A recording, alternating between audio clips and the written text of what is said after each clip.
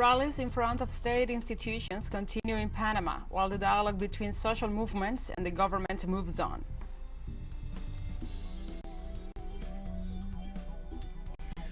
Venezuelan President Nicolás Maduro Moros highlights the legacy of Latin American unity and the integration of left by the historic meeting between Simón Bolívar and José San Martin 200 years ago. And in Nigeria, hundreds of protesters took part in a demonstration called by trade unions in solidarity with the Academic Staff Union of Universities.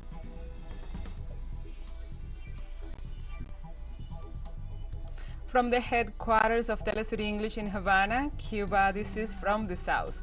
I'm your anchor, Gladys Quesada, and these are the news. In Panama, the protests in front of the state institutions continue as the dialogue moves on.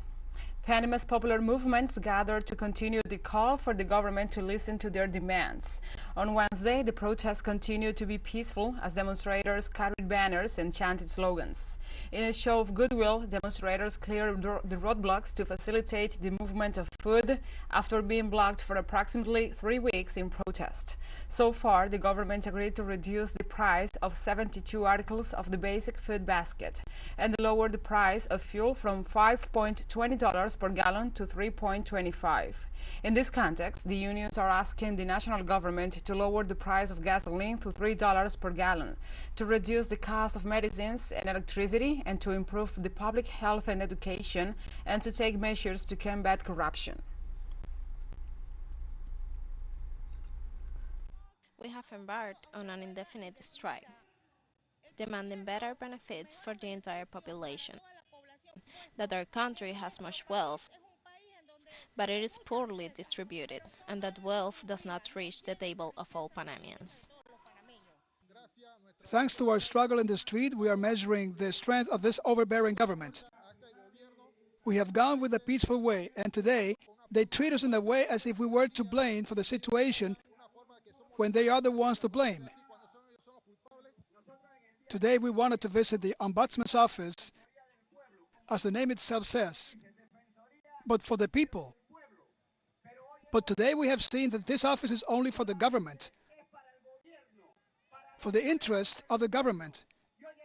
And today we are here sending a message: do your job. In the Dominican Republic, security forces repressed the medical unions protesting against privatization in the sector and demanding improvements in the healthcare system. Police forces threw pepper spray and the blows at the doctors, sparking clashes, while the head of the Dominican Medical Association, Rufino Senen Cava, described the action as the officers as an outrage. During the police intervention, some doctors were pushed against the pavement, while those who managed to get in front of the National Palace were also victims of repression. Doctors mobilized from the opening of hospital facilities, the reinstatement of incentives for health professionals, and to denounce the lack of personnel.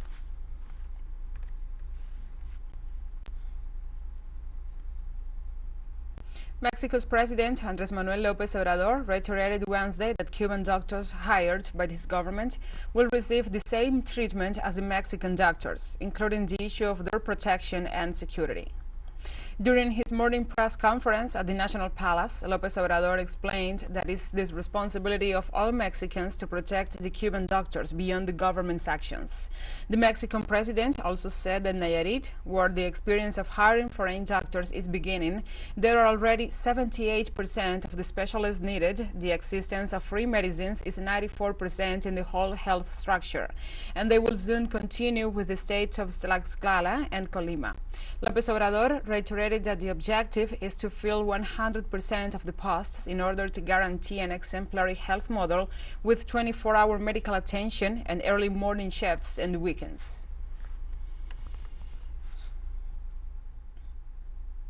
Colombia's Vice President-elect, Francia Márquez, continues her visit to Brazil as part of her regional tour to strengthen ties with political and social movements. This Wednesday, Marquez continues her visit to the city of Rio de Janeiro with activities and meetings with representatives of popular movements.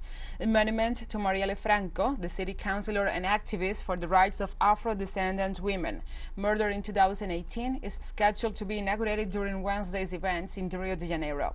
During the beginning of her tour, Marquez held a meeting with the former presidents Luis Ignacio Lula da Silva and Dilma Rousseff in the city of Sao Paulo, where they discussed regional integration, the right or the fight against hunger, racism and discrimination.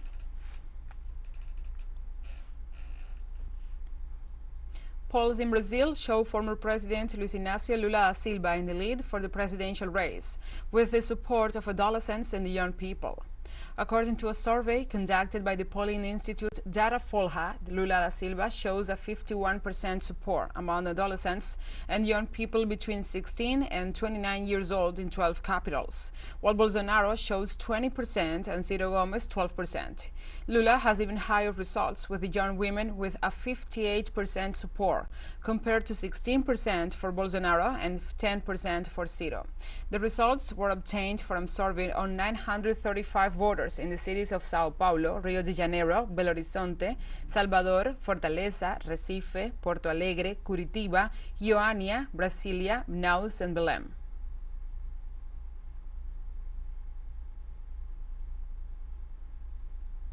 Political organizations in Peru around the leftist New Peru Party have called on Wednesday for a national march for a constitutional assembly and a new constitution. The march takes place prior to the first anniversary of the inauguration of President Pedro Castillo. The demonstrators also demand from the Peruvian government a second agrarian reform, a campaign promise that will mainly benefit the 2.2 million small farmers that live in the South American country. According to the call released through the social networks, the political organization will demonstrate against the Congress with the slogan "Neither coup nor continuism."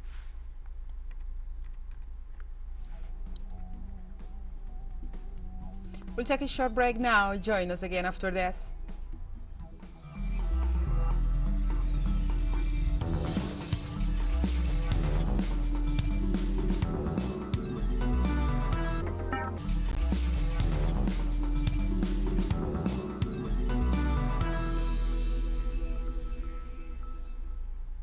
Welcome back to From the South.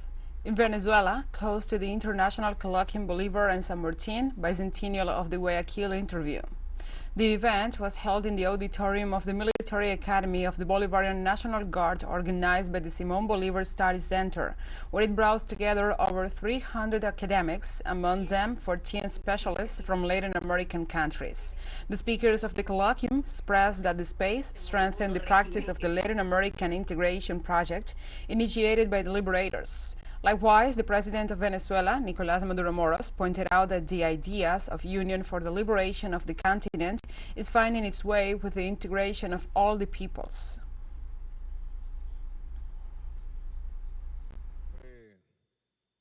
Always the just ideas in this land of hope and rebellion find their way,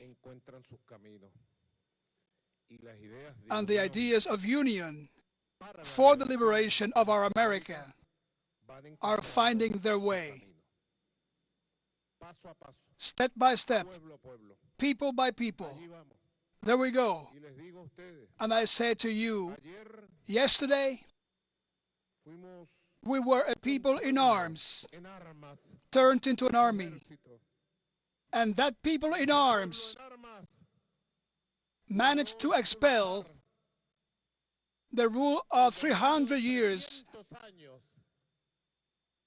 of an empire that based its domination more on deception, as Bolivar said, more on superstition, more on manipulation and ignorance than on force. In this same context, the professor and the speaker Sergio Rodriguez highlighted the importance of the meeting between José de San Martin and Simón Bolívar as part of the closing ceremony of the International Colloquium for the bicentennial of that historical moment. I believe, President, that this meeting is the foundational base of Latin American integration. Everything we do Everything that has been done and everything we do afterwards will always have as a first step, as a first moment, this meeting. And that is why it is imperishable. And that is why it is very good that we have met with comrades from other latitudes, with brothers and sisters, to discuss these issues and to continue advancing in the consolidation of an idea which solidifies our thinking to move forward in this work. And the former Foreign Minister of Ecuador, Ricardo Patiño, described as positive the triumph of Gustavo Petro in Colombia and said that many countries are finding in the transforming processes of the revolution the possibility of living in better conditions. And this great number of countries that are precisely finding in the revolution, in the transforming processes, the possibility for the up. There is also progress. There are setbacks, unfortunately, but there is also hope that things will move forward. UNASUR and SELAC, the dream of Bolivar, the dream of the independence fighters 200 years ago that began to be built recently, now we have to take it up again. The President of Venezuela, Nicolás Maduro Moros, received the Vice Prime Minister of Qatar, Sheikh Mohammed bin Abdulrahman Al Thani, at the Miraflores Palace in Caracas. The meeting took place in the context of the strengthening of diplomatic relations between both countries, following the recent visit of the Venezuelan head of state to the country during his Eurasian tour. The president ratified the cooperation ties between the nations, in addition to reviewing the actions to consolidate the ties and the strategic alliances.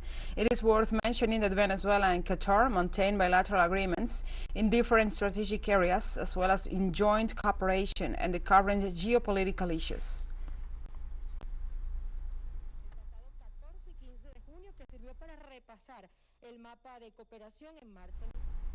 The Bolivian Workers' Center, the COB, denounced the right-wing plans for a new coup d'etat due to the postponement of the national census to 2024. Through a statement, the organization denounced that the governor of Santa Cruz, supported by the local civic committees, is trying to generate chaos and destabilize the national government. In this respect, the Central Labor Union demanded that the authorities of Santa Cruz join the National Council of Autonomies, stating that if they do not so, they will call for demonstrations. Representatives stated that they are in a state of emergency and in a state of struggle against seditious people and politicians in order to defend the constitutional government.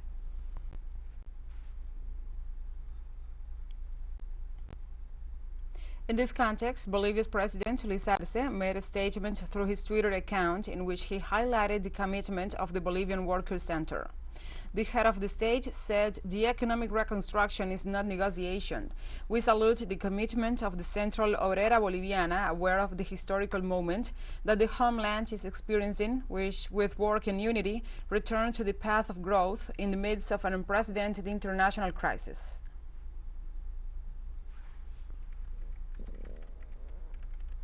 Finally, also said, we are sure that the Bolivian people will not allow petty interests of privileged groups to try to block the country's growth, seeking to hide their incapacity without technical arguments. Long live the COB, long live the united people.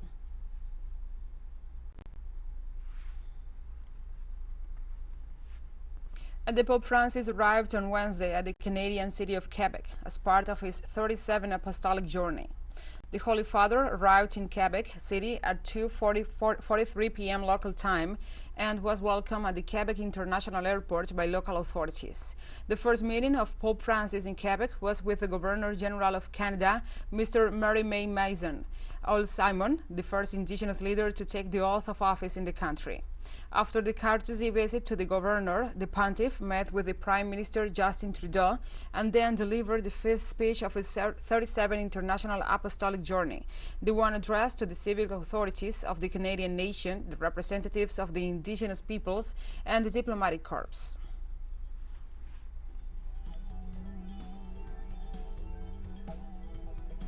And we have more news coming up after a final short break, so stay with us.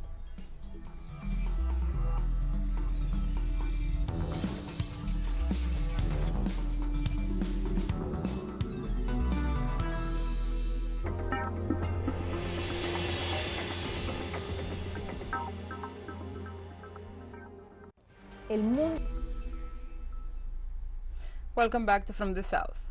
Hundreds of protesters take part in a march called by the trade unions in Nigeria's capital, Abuja, on Tuesday, in solidarity with the Academic Staff Union of Universities, ASU, to obtain a quick resolution to the 5-month strike hitting public universities and to allow the students to return to school. From Kaduna to Plateau, Lagos, Jigawa, Benue to Kuwara, among other states of the Federation, the protesting workers handed their list of demands to the state's governors for onward delivery to President Muhammadu Buhari.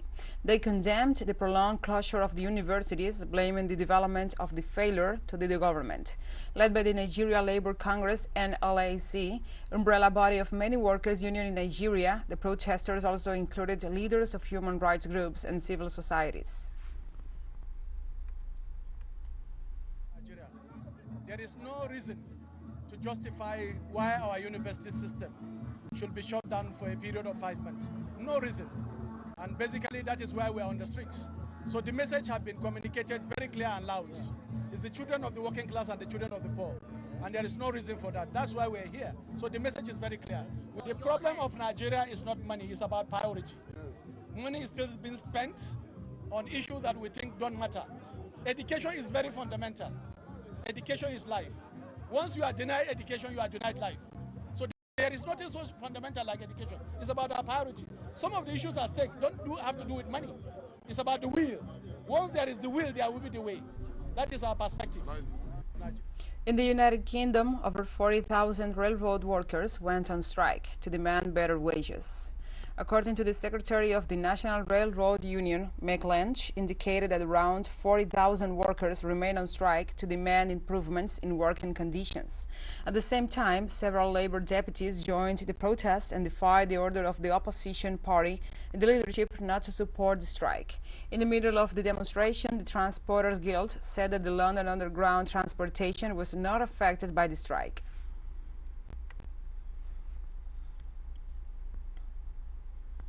WHO Director General Dr. Tedros Adhanom Ghebreyesus said that the monkeypox outbreak can be stopped if countries, communities, and individuals take the steps needed to stop transmission and protect vulnerable groups. This is an outbreak that can be stopped if countries, communities, and individuals inform themselves, take the risks seriously, and take the steps needed to stop transmission and protect vulnerable groups. The best way to do that is to reduce the risk of exposure. That means making safe choices for yourself and others. For men who have sex with men, this includes, for the moment, reducing your number of sexual partners, reconsidering sex with new partners, and exchanging contact details with any new partners to enable follow-up if needed. TeleSUR English continues to grow. Its signal now reaches Europe. You can order it from your cable dealer or tune it yourself. These parameters that you see on the screen are in place since July 1st. Quite soon, further changes will be implemented for the signals in the Middle East and Africa. Now more than ever, the world connects to us and our stories are heard in other farther away nations. This news multi-platform will continue providing truthful content to oppose the hegemonic media's narrative and our faithfulness to our audience. So we have come to the end of this news brief. But remember, you can find these and many other stories on our website at telesurenglish.net. And also, if you feel so inclined, please join us on social media for all the latest news. We are on Facebook, Twitter, Instagram, and Telegram. For TeleSUR English, I'm Gladys Quesada. Thank you for watching.